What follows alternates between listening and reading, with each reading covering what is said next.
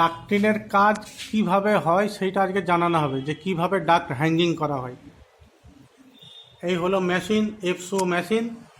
এই মেশিন লাগানো আছে, এটা হচ্ছে এফসু মেশিন। এর ফুল ফর্ম হচ্ছে ফ্যান কয়েল ইউনিট। এই হচ্ছে ফ্লেক্সিবল লাগানো আছে। এইভাবে ডাকটিন ঝোলানো হয়, ডাকটিনের কাজ করা হয়। এখানে আছে মানে রিং লাগানো আছে, এখানে সুকলার লাগানো আছে। এইভাবে কানেকশন।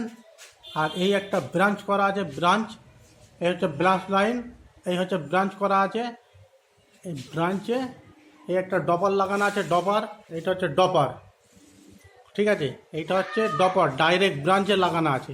তারপরে এরকম সিঙ্গেল ডপারও লাগবে, ঠিক আছে। এইটা হচ্ছে ডপার, একটা রিং লাগানো আছে।